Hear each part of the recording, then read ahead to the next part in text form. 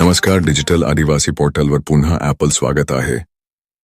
पाहूया आजच्या बातम्या. अनादी काळापासून बोलली जाणारी आदिवासी बोलीभाषा अद्याप पुरेशी लिपिबद्ध झाली नसली तरी ही भाषा आता एआयच्या माध्यमातून डिजिटल होत असून लवकरच ती जागतिक पटलावर पोहोचणार आहे. नंदुरबार जिल्हा प्रशासन व महाराष्ट्र शासनाच्या पुढाकाराने आदिवासी बोलीभाषा एआय प्रकल्प हाती घेण्यात आला असून आतापर्यंत जवळपास 40,000 वाक्यांचे भाषांतराचे संकलन पूर्ण झाले आहे. पुढील महिन्यात त्याला ग्लोबल स्वरूप देण्याचा प्रयत्न आहे. मेंदू संबंधित रुग्णांना उपचारांसाठी इतर शहरात जावे लागत असते, त्यामुळे वेळ व पैसा खर्च करावा लागत असतो. ही बाब लक्षात घेता आकांक्षित उपक्रमांतर्गत नंदुरबारातच जिल्हा अशी सुविधा उपलब्ध करून द्यावी याकरिता प्रयत्न सुरू होते. जिल्हा रुग्णालयात ही सुविधा सुरू करण्यात आली आहे. या ब्रेन हेल्थ क्लिनिकचा मुख्य उद्देश हा मेंदू व मानसिक आरोग्याशी संबंधित आजारांचे लवकर निदान व्हावे, वेळेत उपचार मिळावे, रुग्ण व नागरिकांमध्ये मेंदू व मानसिक जनजागृती, ग्रामीण व आदिवासी भागातील नागरिकांपर्यंत सुलभ, दर्जेदार व समन्वित उपचार सेवा पोहोचविणे. या उपक्रमामुळे मेंदू व मानसिक आरोग्याशी संबंधित आजारांबाबत असलेली भीती, गैरसमज दूर होऊन उपचारासाठी पुढे येण्यास नागरिकांना प्रोत्साहन मिळणार आहे. उभ्या ट्रॅक्टरमधून चोरट्यांनी 7,500 रुपयांची बॅटरी चोरून नेल्याची घटना नंदुरबार तालुक्यातील खामगाव येथे घडली. या प्रकरणी तालुका पोलिसांत चोरीची नोंद करण्यात आली आहे. चेतन प्रमोद वाणी यांनी त्यांचे ट्रॅक्टर अंगणात उभे केले असता चोरट्यांनी बॅटरी काढून चोरून नेली. नंदुरबार पालिकेचे मुख्याधिकारी राहुल वाघ यांना सहाय्यक आयुक्त गट ब श्रेणीतून गट अ श्रेणीत पदोन्नती मिळाली आहे. वाघ हे गेल्या 1.5 वर्षापासून नंदुरबार पालिकेच्या मुख्याधिकारीपदी आहेत. त्यांनी नंदुरबार पालिकेचे प्रशासकपदही सांभाळले होते. यापूर्वी ते गट ब श्रेणीत होते. आता त्यांना सहाय्यक आयुक्त गट अ श्रेणीत पदोन्नती मिळाली आहे. यापूर्वी त्यांनी शहादा पालिकेत काम केले आहे. नंदुरबार शहरातील जय हिंद कॉलनी व परिसरात वेळेवर पाणी पुरवठा करावा अशी मागणी या भागातील नागरिकांकडून केली जात आहे. अनेक वेळा उशिराने पाणी येते.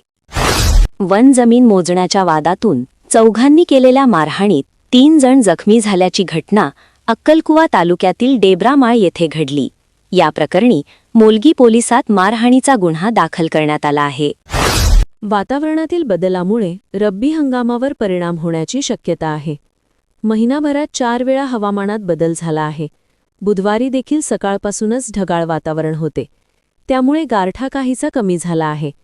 आता येत्या काळात थंडीचे प्रमाण कमी होत जाणार असल्याचे कृषी हवामान केंद्रातर्फे स्पष्ट करण्यात आले.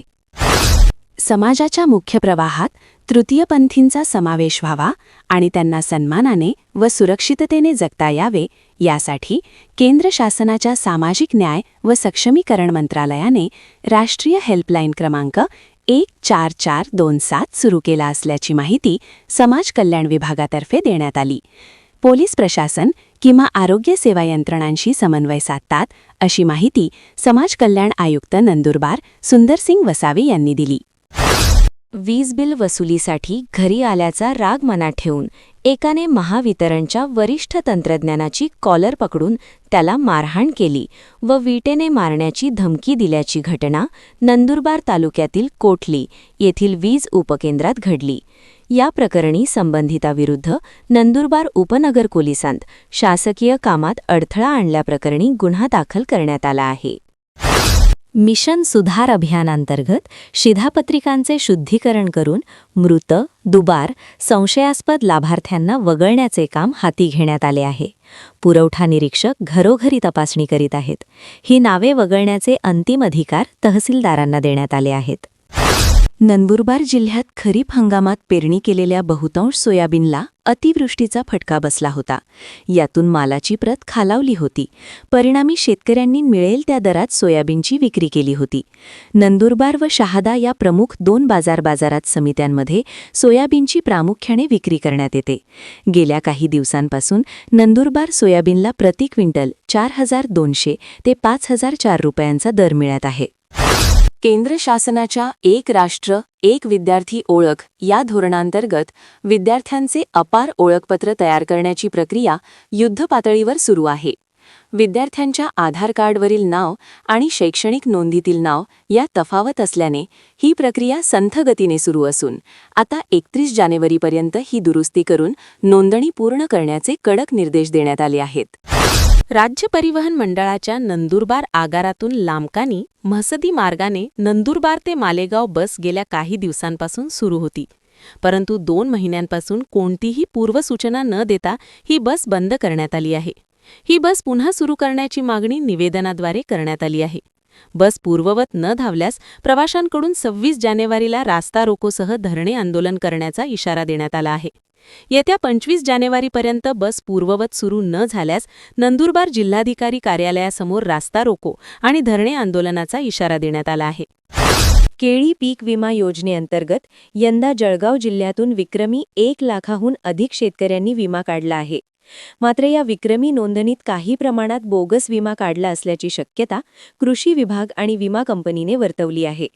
शेतात केळीची लागवड नसतानाही विमा काढल्याची शंका असल्याने विमा काढणाऱ्या शेतकऱ्यांची पडताळणी पुन्हा सुरू होणार आहे.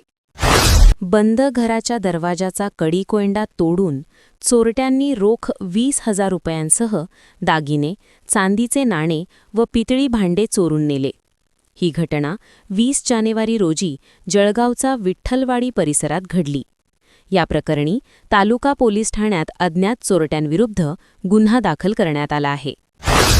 तळोदा तालुक्यातील मोड येथील गावालगत केळीच्या शेतात बुधवारी पहाटे 2 बिबट्यांमध्ये झुंज होऊन एकाचा मृत्यू झाला. सकाळी केळीच्या शेतात मजूर गेले असता त्यांना बिबट्या मृतावस्थेत दिसून आला होता. जखमी झालेला दुसरा बिबट्याही याच भागात संचार करीत असल्याची माहिती वन विभागाने दिली आहे. अतिवृष्टी व सततच्या नापिकीला कंटाळून पारोळा तालुक्यातील चोरवड येथील 45 वर्षीय शेतकऱ्याने आपली जीवनयात्रा संपवल्याची घटना दिनांक 21 रोजी घडली. वाल्मिक अजबयाव पाटील असे मृत शेतकऱ्याचे नाव आहे. भरधाव वाहनाने दुचाकीला धडक दिल्यामुळे पुष्पाबाई काशीनाथ पाटील राहणार फुलगाव तालुका भुसावळ यांचा मृत्यू झाला. या अपघातात त्यांचा मुलगा महेंद्र पाटील हा जखमी झाला. हा अपघात 20 जानेवारी रोजी साकेगाव जवळील वाघूर नदीच्या पुलावर झाला. या प्रकरणी नशिराबाद पोलीस ठाण्यात गुन्हा दाखल करण्यात आला आहे. मध्य रेल्वेच्या 70व्या रेल्वे सप्ताहानिमित्त विशिष्ट रेल सेवा पुरस्कार सेंट्रल रेल्वे ऑडिटोरियम मुंबई येथे आयोजित कार्यक्रमात भुसावळ व नागपूर विभागाला संयुक्तपणे संपूर्ण कार्यक्षमता शील्ड नुकतीच प्रदान करण्यात आली. मध्य रेल्वेचे महाव्यवस्थापक विवेक कुमार गुप्ता यांच्या हस्ते हा गौरव करण्यात आला. मृत व्यक्तीच्या नावाने बनावट कागदपत्रे तयार करून त्याला जिवंत असल्याचे भासवत तब्बल 3 हेक्टर 19 आर शेतजमिनीची परस्पर विक्री केल्याचा धक्कादायक प्रकार यावल तालुक्यात उघडकीस आला आहे. या प्रकरणी जालन्याच्या एका महिलेने दिलेल्या तक्रारीवरून अंबरनाथ, नवी मुंबई, वसई आणि यावल येथील एकूण 12 जणांविरुद्ध यावल पोलीस ठाण्यात फसवणुकीचा गुन्हा मंगळवारी रात्री दाखल झाला आहे. पारोळा तालुक्यातील बोळे येथील 55 वर्षीय इसमाने निंबाच्या झाडाला गळफास घेत आत्महत्या केल्याची घटना दिनांक 21 रोजी सकाळी 7 वाजेपूर्वी उघडकीस आली. आनंदसिंग मिठाराम गिरासे, बोळे, तालुका पारोळा दिनांक 17 पासून बेपत्ता होते. दिनांक 19 रोजी घरी आले. त्यानंतर पुन्हा दिनांक 20 रोजी मध्यरात्री कोणालाही काही न सांगता घरातून निघून गेले.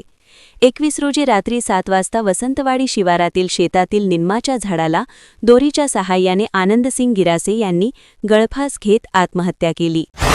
मुक्ताईनगर तालुक्यातील निमखेडी खुर्द येथील सुधाकर मोतीलाल घोगरे वय 65 यांचे अपघातानंतर उपचारादरम्यान नुकतेच निधन झाले.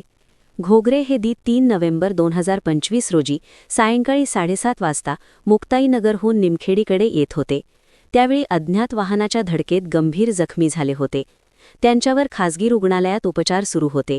दरम्यान सुधाकर घोगरे यांचे उपचारानंतर निधन झाले आहे.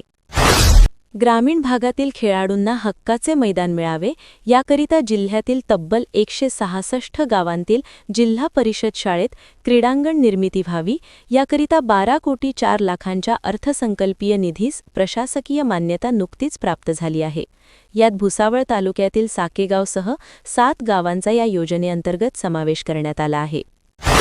धुळे महानगरपालिकेच्या 74 जागांसाठी झालेल्या रणधुमाळीचा निकाल अनेक दिग्गजांसाठी नामुष्कीचाही ठरला आहे.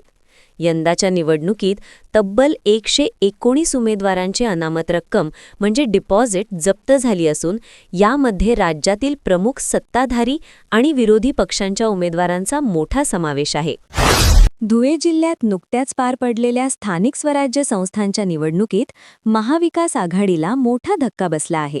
महापालिका, नगरपालिका आणि नगरपंचायत निवडणुकीत एकत्र लढूनही आघाडीला साधे खातेही उघडता आले नाही. या पार्श्वभूमीवर आगामी जिल्हा परिषद आणि पंचायत समिती निवडणुकीत महाविकास आघाडीची नौका पार लागणार का, याबाबत राजकीय वर्तुळात चर्चांना उधाण आले आहे. शिरपूर तालुक्यातील मोहाडी-प्र डांगरी शिवारातील फिर्यादी योगेश वसंतराव सूर्यवंशी वय 50 यांच्या मालकीचे शेतगट क्रमांक 602 मधील शेत बांधावरील दिनांक 15 ते 16 रोजी दरम्यान अज्ञात चोरट्यांनी 30,000 रुपये किमतीचे 20 क्विंटल कणीस ट्रॅक्टर ट्रॉलीच्या साहाय्याने चोरून नेले. या प्रकरणी शिरपूर शहर पोलिसात गुन्हा दाखल करण्यात आला आहे. शिंदखेडा तालुक्यातील वालखेडा येथील 38 वर्षीय महेंद्र भिका येळवे कोळी याने दिनांक 10 जानेवारी रोजी सकाळी 7:30ला काहीतरी विषारी औषध प्राशन केले होते. त्यास उपचारार्थ येथील हिरे वैद्यकीय रुग्णालयात दाखल केले असता उपचाराअंती मृत्यू झाला. या प्रकरणी शिंदखेडा पोलिसात आकस्मिक मृत्यूची नोंद करण्यात आली आहे. तपास हेड कॉन्स्टेबल भुरा पाटील करत आहेत. धुळे तालुक्यातील कापडणेतील 35 वर्षीय रेखाबाई राजेंद्र पावरा ही महिला 19 सकाळी एका शेतातील विहिरीत तरंगताना आढळून आली. महिलेस बाहेर काढून उपचारार्थ हिरे वैद्यकीय रुग्णालयात दाखल केले असता डॉक्टरांनी तपासणीयंत्री मृत घोषित केले. या प्रकरणी सोनगीर पोलिसात आकस्मिक मृत्यूची नोंद करण्यात आली आहे. तपास असई महेंद्र वानखेडे करत आहेत. शिंदखेडा तालुक्यातील मेथी गावातील 39 वर्षीय वंदनाबाई दिलीप भील या महिलेची 20 रोजी सकाळी राहत्या घरात पलंगावर झोपलेली असताना अचानक चक्कर येऊन खाली पडल्याने मृत्यू झाला. शिरपूर चोपडा महामार्गावरील सावेर फाट्याजवळ कार आणि दुचाकीच्या भीषण अपघातात तालुक्यातील शिरपूर निमझरी येथील एका शेतकरी दाम्पत्याचा दुर्दैवी अंत झाला. या अपघातात जयदेव गोकुळ गुजर यांचा जागीच मृत्यू झाला, तर त्यांच्या पत्नी प्रतिभा गोकुळ गुजर यांनी नाशिक येथे उपचारादरम्यान अखेरचा श्वास घेतला.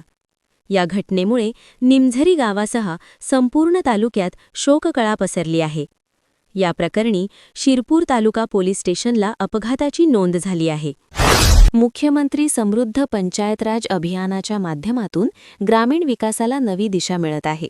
याच अभियानाचा भाग म्हणून प्रसिद्ध मराठी अभिनेत्री सोनाली कुलकर्णी यांनी शिंदखेडा तालुक्यातील खलाणे गावाला सदिच्छा भेट दिली. उमेद अभियानांतर्गत कार्यरत असलेल्या स्वयंसहाय्यता समूहांच्या खाद्यपदार्थ स्टॉलला सोनाली कुलकर्णी यांनी भेट देऊन पुरणपोळी बनवण्याचा आनंदही घेतला.